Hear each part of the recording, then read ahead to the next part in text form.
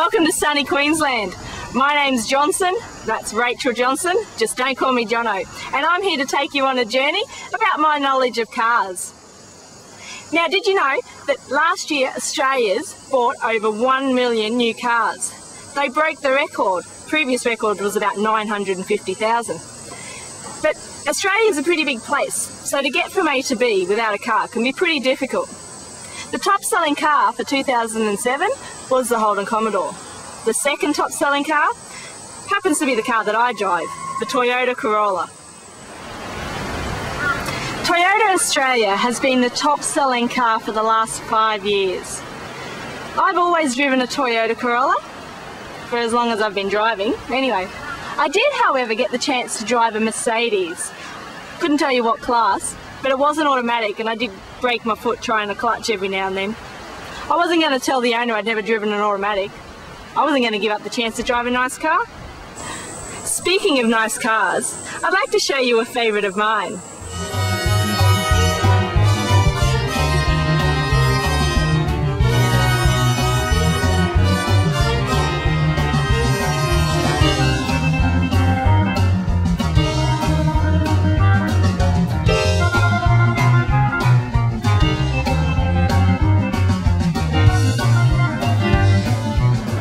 This is a smart car. This is one of my favourite cars.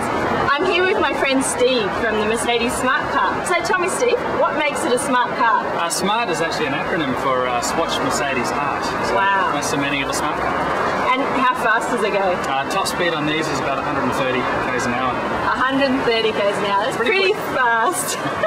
So that's what, 0 to 100 in? About 15.5 seconds. Wow. On the top of my speed list. So, and tell me, does it come in pink? We wish it did, unfortunately not though. No pink, damn it. Okay, final question for you today is, do you think this car is a chick magnet? Oh look, I think it depends who's driving it. Really? What if I were driving it? Oh, why not? Fantastic. Thank you very much, Steve. You've been a pleasure. Easy day.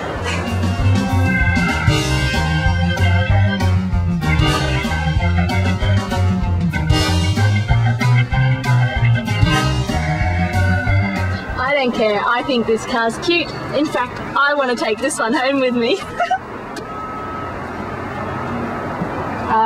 Guys, do you know where the ignition is? Help! Somebody! Help! Now, although the smart car is my favourite car, it's not the only one that I like. I also happen to like the BMW Z3, the Peugeot 207, the Beetle Cabriolet, and even the Porsche Boxster. Basically, anything that looks good without a top on. Oh, except the Lamborghini. They're ugly cars. Speaking of ugly cars, the worst car that I've ever seen happens to be the Fiat Multipla. It's disgusting. It's got to be like the worst car ever made. I mean, what were they thinking? Okay, apparently it was good to drive, but would you be seen dead in it? I don't think so. Now, the other cars I don't like, I'm sorry guys, but it's the four-wheel drive. Four-wheel drives were designed as off-road vehicles. That's off-road, not on-road, in peak hour traffic with Mum's Taxi written on the back. I'm sorry, but if you can't drive a big car, maybe you should consider a small one.